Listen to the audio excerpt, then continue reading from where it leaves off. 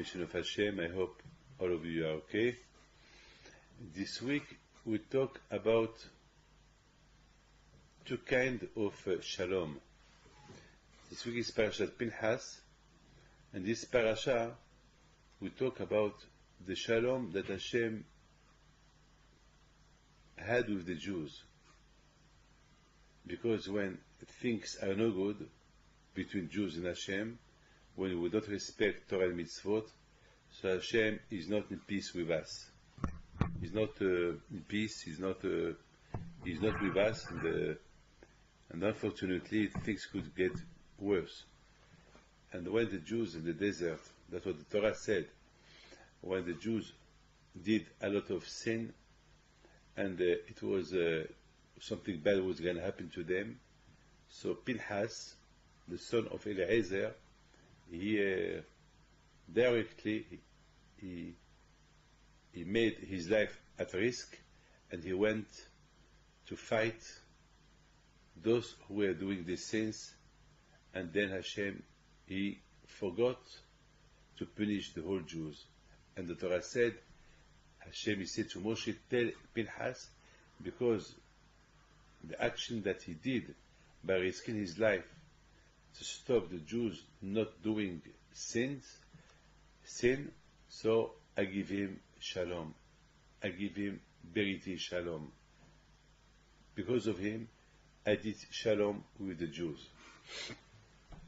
If you see the word shalom, usually with shalom, we write shalom with a vav. Vav, sha, shin, lamed, vav, mem. And if you see the Sefer Torah, the word shalom is divided. It's cut. The vav is not perfect. It's not written well. It's written like broke. The vav is broken. It's not accomplished, you know. Usually you write the vav like this, the vav, and here the vav was like this, was cut. So the question is why? Why this vav is cut? So I think the answer is that when the Jews are not perfect with Hashem, so there is no shalom. So that's to remind you that the shalom, it's perfect only when we go under when we follow Torah and mitzvot. When we don't follow Torah and mitzvot, Hashem is still mentioning the Jews, but only halfway. Not imperfect, not imperfect, not a real shalom. And that, I think this is the meaning of the shalom. The shalom, this broken shalom, to remind us that when the Jews, they follow the Torah mitzvot, so the shalom is perfect. Shlimut. There is a shlimut between Hashem and the Jews. Otherwise, God forbid, is no good. And I would like to remind you that I would like just to tell you something that I was thinking about this parasha. About this parasha of Pinchas, we see in this parasha how Hashem, he really appreciates what Pinchas did. And he so much he appreciates what Pinchas did, Hashem, he gave to Pinchas a big reward, a big recompense. He paid him so well. And I was thinking, usually Hashem, he don't give a reward to this world, to a man in this world. If I do a mitzvah, Hashem will not pay me in this world. Hashem will pay me after, not now. Because there is no price for a mitzvah. There is no price. So what I was thinking is, okay, Pinchas, he did a big mitzvah. He stopped the epidemic. When the Jews were doing a sin, and Hashem was very angry against them. Hashem, he was so angry against them, so the epidemic started. Maybe the whole Jews could be killed, or maybe half of them, maybe 3/4 of them. It's too much. A big shoah. And Pinchas came and he stopped it. He prayed and he did what he did. So Hashem was to give him a recompense, to give him a reward, to give him long life.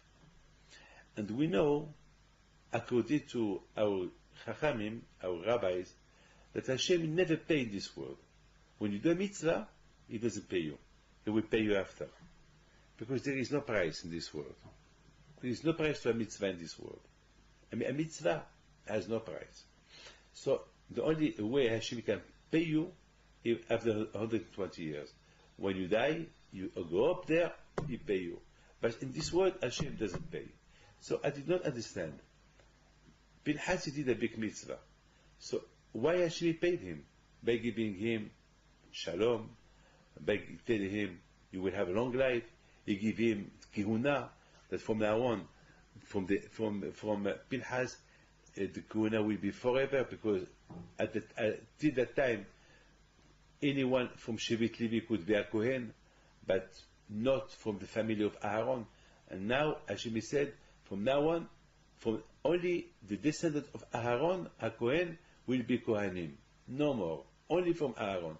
So, Aaron was the Kohen Gadol, his son Eliezer was the Kohen Gadol, and Pinchas and his children, always from them the Kohen will start. It's a big reward that Hashem give him. So I don't understand why. Why Hashem give him this reward, this sechar, this word, while we know that in this world, you do a mitzvah, there is no recompense, there is no sechar. So why? So I was thinking from here, I understand how much Hashem loves the Jews.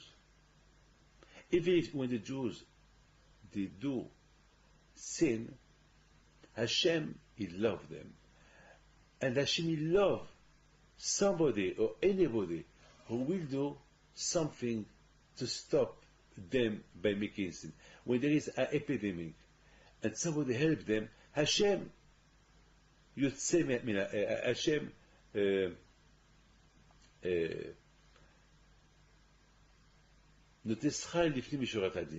Hashem, He give a reward, even that He should not pay, He pay. It's incredible. When a person do something good to his friend, he save his life or something like that, Hashem will pay him this world. He doesn't wait. It's an exception. When a man helps somebody else, when a man gives tzedakah, when a man saves the life of somebody else, so Hashem,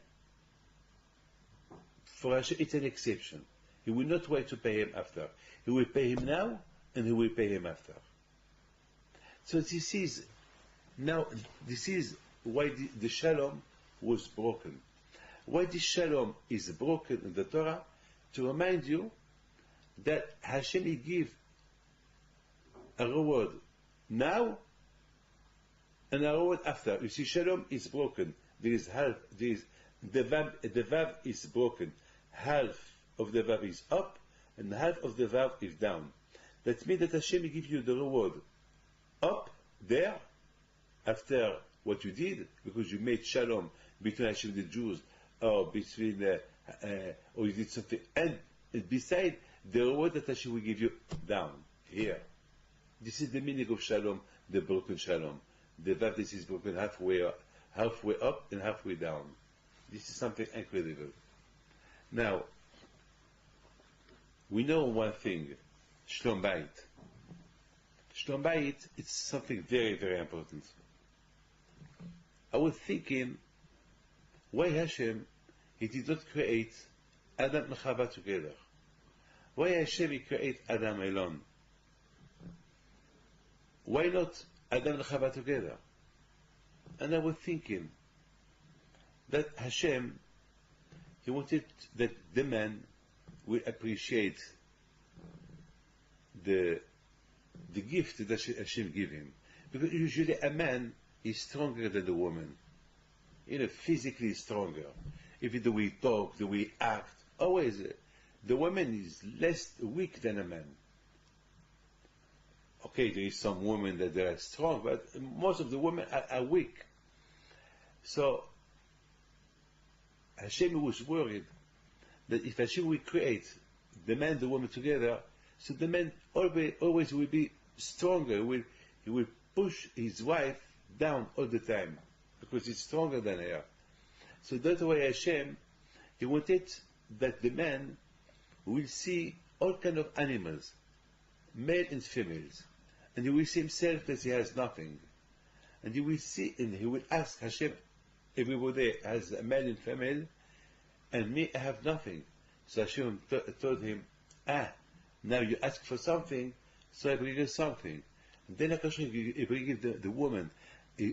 Adam was so happy, for him it was the most beautiful gift that Hashem gave him. So Adam, he said, now I find something that is like me. But up to now it's only animals, and they don't suit me. And this woman, so Hashem, he did that, so a man can appreciate his wife. That a man we do anything good for his wife. So now we understand that the woman, she's now like a gift. Now, on the other hand, the woman, she will feel always a little bit down because, well, I was born, created after the man. For the man, I am a good gift for him.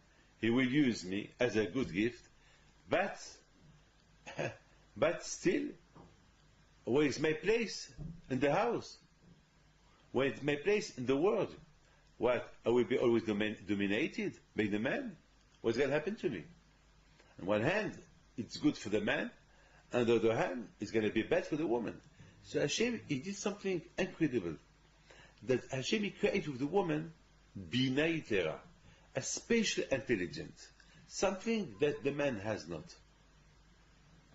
Can you just see the patience that the woman has to have children, the patience that the woman has in the house? It's incredible. Hashem, he gave her something incredible. Binah Yetera. We saw Abraham and Sarah together. We saw a lot of times when Sarah gave an advice to Abraham, he was a little bit shocked. For him, it was very hard to understand Sarah. He was a little upset. And then Hashem, he said to Abraham, Shema, listen to Sarah. Listen to the intelligence of Sarah. She's I told you Sarah to do it. So you see, Hashem, he give something to the man that the woman has not, and to the woman that the man has. So it can be something equals. So that means it can be shalom, because it's very important for Hashem that the couple will live in shalom. Can you imagine if Hashem will create Adam and Chava together, so they will always fighting. The woman, she will say to Adam, why I have to take orders from you? I was created with you the same minute. So why you will not listen to me? So they will always fight. So one had Hashem, he created the man before first, so the woman, she's second, so she will respect the Adam. And the other hand, Hashem was worried that, and then Adam would appreciate his wife that she was given to him as a gift. But on the other hand, Hashem was worried that now that Chava, she's like a gift to Adam, so Adam will ignore her. He will not respect her very much, because he will tell her, hey, I was born before you. You are just my half down, and you have to listen to me. So Hashem gives to the woman a special intelligence more than the man. So at least the man, he must listen to the advice of his wife. And as you know, always in the house, the woman, she won. Always the woman, most of the women, when they choose a house, they get the house. When they choose what color to decorate the house, they are the winner. She's the woman, should be clever. Just the woman should be a little bit clever how to to not to ask too much to how to behave with the man, with her husband. But always, I know, for experience, I know, always the woman can win. Because she's intelligent, and if she will use her intelligence, she will have her man, her husband, in the hand. Yes, most of the problems today between a man and husband, because if the one wants to be the balabait, the boss in the house, it's impossible to have two bosses in the house. One. So the woman, she will say, well, why should I leave my husband to be the boss? So the advice I give her, don't forget, Hashem will give you something that he doesn't have. Bina, intelligent, patience that he don't have. And just play your game. Do that you listen to him. And Bemet listen to him. You will see you will be the winner at the end. Hashem will give to the man a beautiful gift that he can be the controller of the house, can control his house. But to the woman, Hashem will give something else, intelligent. And she will, if she knows how to use her intelligence, she will be the winner. And besides this, it's very important that the man, once he had his wife, after he was born, he will appreciate the beautiful gift that Hashem will give him. But the woman, she knows as well how much is important in the eyes of Hashem. That Hashem made out of her a special creation. A special creation that he gave it to as a gift to Adam Arishon. A gift that was taken from Adam, and she belonged to Adam, and Adam is in her hand. Hey! Because Hashem gave her a special, some more conditions that Adam, he doesn't have. The Gemara said, with the merit of the woman, the Jews were liberated from Egypt. They know how to control their husband. Because of the man, because of the woman. And when they were in the desert, when the Jews, they did the Avodah Zarah, the Egel, the woman, they did not do it. They said to the man, are you mad? You want to change a bicycle, you want to change a car against a bicycle? You want to change a Porsche against a bicycle? Are you mad? You want to change Hashem against the Egel, the Avodah Zarah, idolatry? Are you mad? When the Jews spoke Lashon Hara about Israel, they were punished, but not the woman. The women were not punished because they did not speak Lashon Hara about Israel. Why? Because the women were intelligent. They said to the man, are you mad? They said to the husband, you want to remain in the desert? We cannot remain in the desert. Well, if you want to go back to Egypt, to be slave in Egypt, we have to go forward, to go to Israel. And because they did so, no one died in the desert. The husband died in the desert, but not the woman. For me, you see, the intelligence that the woman had, it's incredible, the woman. And we saw Miriam Haniviah, the prophet Miriam, when Pharaoh, he decided to kill the whole children in Egypt, Amram, her father, he divorced. All men divorced their wives. So Miriam, she went to Amram, her father, and she told him, Papa, you are a bad man. You're a bad man. You're worse than Pharaoh. Because Pharaoh, he said, any man, any boy who is born, kill him. And you kill boys and children. Because by divorcing your wife, there will be no children, no girls, no boys. No boys, no girls. So it's not normal. You are worse than Pharaoh. So Amram, when he heard that, he told her, you're right. So he took back his wife. So when the Jews saw Amram took back his wife, all the Jews took back their wives, and it was then children started to be born. But who here was the clever? Miriam, a woman. Shimshon, the strongest man of the world. his mother, she was a tzaddiket. She was more clever than her husband.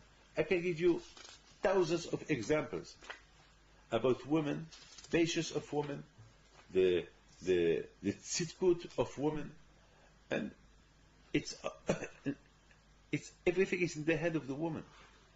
So that's why it's so important that Hashem He gave to the man some conditions how to live, how to remain the man of the house, and Hashem He gave to the woman some conditions how to live so she can be in one hand, like under the control of her husband, but knowing that her husband cannot live without her intelligence. So it's equal. So they should know how to manage. Just think. In France, we cannot have two presidents. In Morocco, we cannot have there two kings. It's impossible to have two presidents. We need only one. If there is two, like in Paris, we cannot have two mayors. Only one in Paris. It's impossible to have. So in the house, it's not possible to have two people who are equal. So Hashem, He did that both of them are equal, but one of them, that is the man, he's a little bit more stronger than the woman, so that there is an influence, a house could be well controlled, but knowing that the man, he cannot live without the advice of his wife. Like the president here in France. He's a president, but he needs a prime minister. And a lot of times the prime minister, he does things more than the president. But he's the prime minister. And he must listen to what the president tells him. But even that we know that the most of the work is the prime minister who do it. But this is the life. This is life. You see, a lot of times on Friday, there's tensions between a man and a husband. Always on Friday. Tensions. Why? A lot we need on Friday that a woman should use her patience. This patience that Hashem gives to the woman, she should use it on Friday. She should choose it on Friday. Don't forget that the man and the woman, they were born on Friday. The same day they did the sin. The same day the Tzara was created. So that's why on Friday the Tzara tried to divide the man and the woman on Friday. Because the man on Friday, it was the first fight between Adam and Chava. Chava, she eats from the forbidden tree. And she gave it to Adam. Adam, he didn't want to eat. He said, no, I'm not. And she started to fight to him. And she started smacking him. And he was under stress, under pressure. And he ate it. And so they were thrown. So I think Hashem threw them from Gan Eden. So that was the first sin that they did. So the reparation is Friday. Friday, we should be quiet, the couple. Because on Friday they fight. On Friday they have the sin. So on Friday, always there is something reborn for what happened 2,000 years ago. So it's so important on Friday that the woman, she should use her patience. Or the man, if the woman lost the patience, so it's the man who should control himself. Unfortunately, what happened at Friday? Chava, she talked too much. She talked too much with the snake. Talked too much. And because she talked too much, look what happened in the end. She listened to him. So that's why on Friday, most of the fights that there is on Friday between man and husband, because of talking too much. So the woman, she should use the Binei Torah. She should use this special intelligence that Hashem give her. She should know that by talking too much, they could destroy their shalom bayit, their happiness, their shalom. Hashem he give the Torah on the 6th of Sivan. 6 is Vav. Vav is 6. And Hashem he give us Torah while all the Jews were in peace between them. Hashem will not give the Torah if there was no shalom, there was no peace. So it's very important that the shalom should be not broken. Not only to study Torah, and to be closer to God through the Torah, and not to be closer to the people. So the shalom should be united with Hashem, with people. So the man and his wife, they were born on Friday. They should not break this Vav, this Friday. They should accomplish the whole Friday with shalom. So on Shabbat, it will be Shabbat Makeda. On Shabbat, the woman should be the queen in the house, the man the king in the house, with shalom. Otherwise, if they fight, if the woman she will lose her patience, and the man will lose his patience, they will break the Friday, they will break the Vav, and then, God forbid, they could divorce. Look, the Nachash, the snake, how he was so clever to push Chava to do what she did. So today we should not be, the woman, she should not be clever. She should be very clever, not to do something that, God forbid, could destroy her Shlom Bayit. The Rambam said, to keep a Shlom Bayit in the house, we need two things. First, the man, he knows what his duty, to work, to keep. Is the man who married the wife. Is the man who look for a wife. Is not the wife who look for a man. So he has a responsibility toward his wife. His wife, she was in the house of her parent. He took her away from the parent. So he should respect her, he should buy her presents, he should be nice to her, he should take her out. Kosher restaurant, kosher out. And the woman, she should know what she should give to her husband, not to make him jealous, to respect him. By doing so, she will be the winner. A man, he cannot go to the kitchen and say to his wife what to do, what not to do. That is not his problem. Less if his wife accepts. The man should help his wife on Friday. The Friday, the day is short. He should leave his work to come a little early to clean up the house, to help his wife in the house, to clean the children, to wash the children. So his wife will be in full strength for Shabbat, not to be tired. They should work together with Shalom.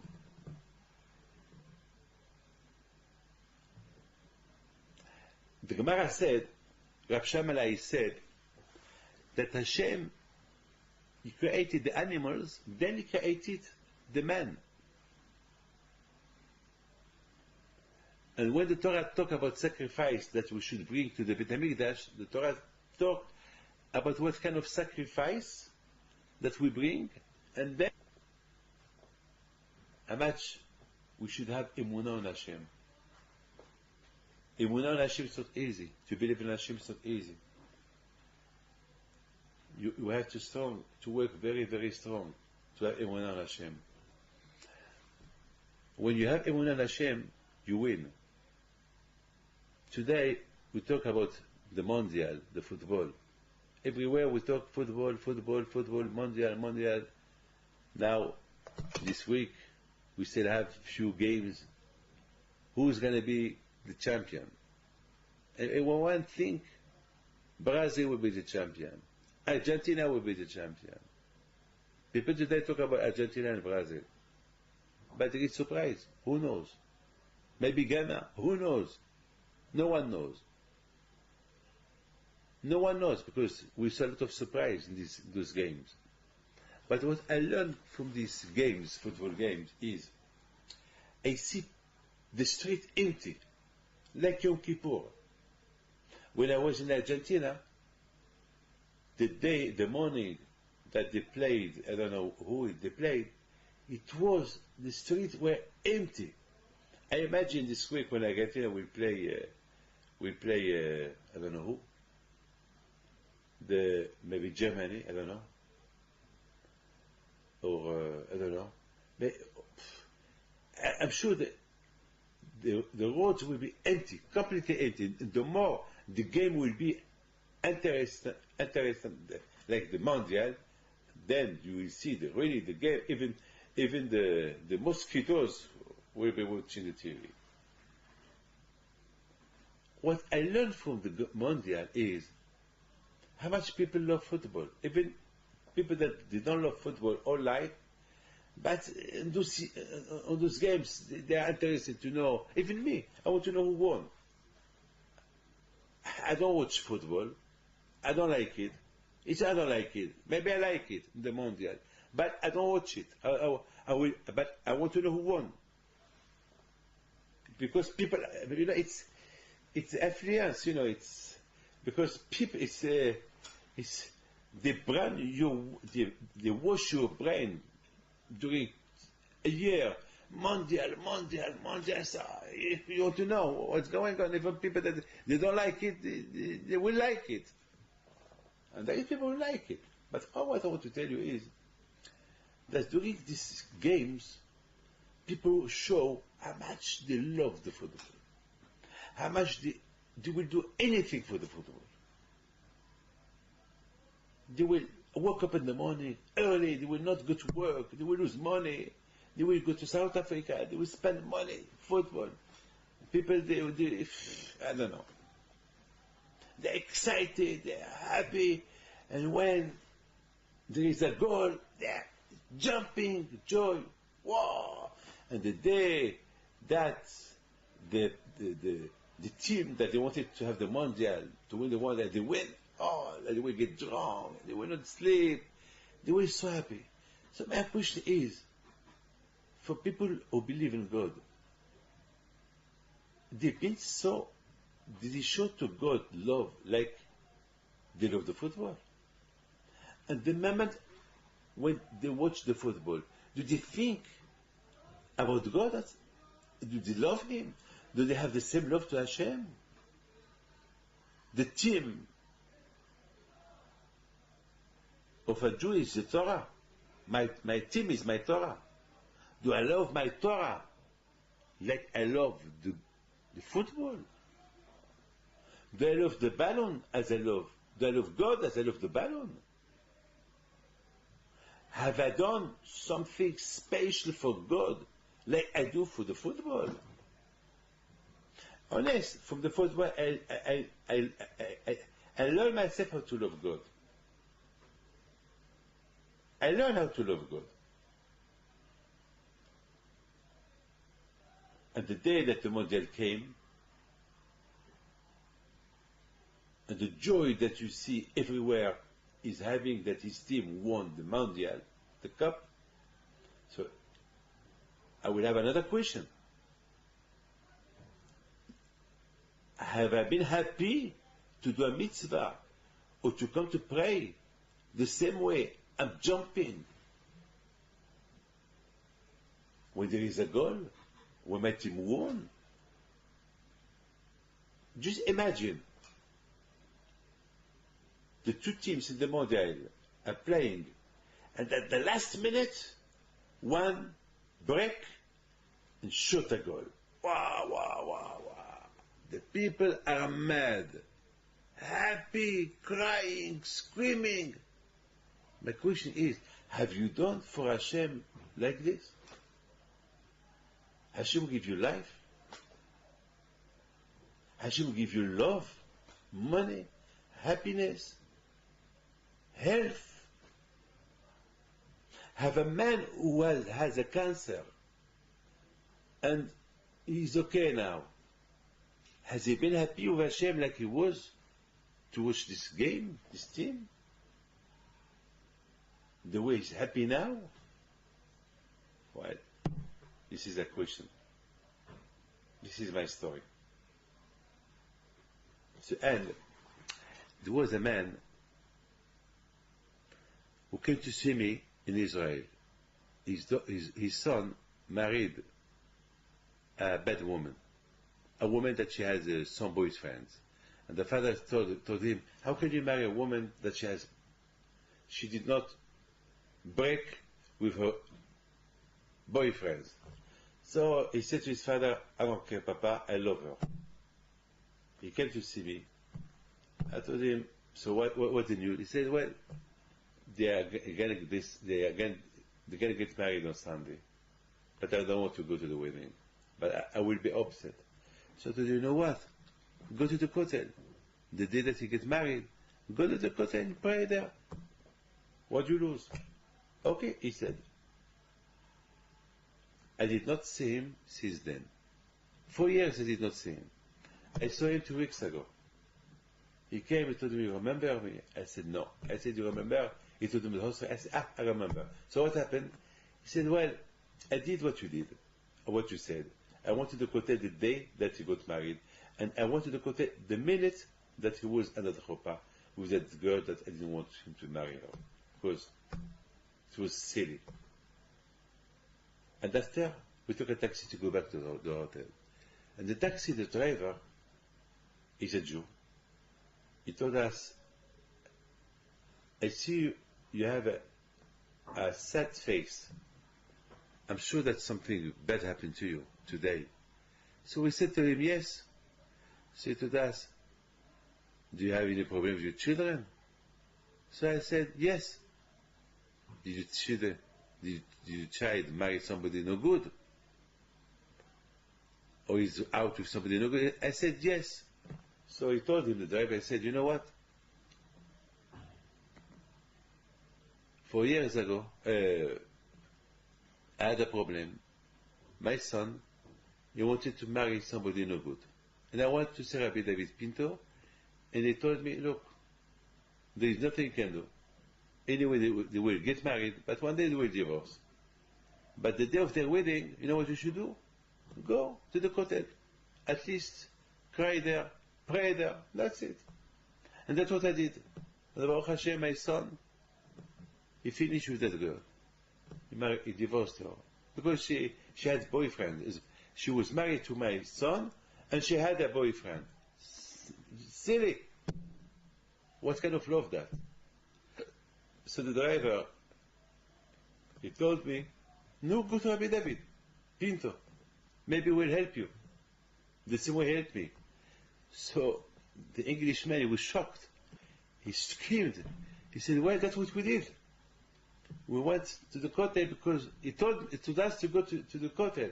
So exactly, it's unbelievable. Hashgacha pratit. What he told you, he told us.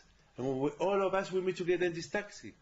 Your story is my story. My story is your story. It's incredible. How? So thank you for your consolation. It's like Hashem sent you here to give me a consolation. Thank you. Look, Hashem,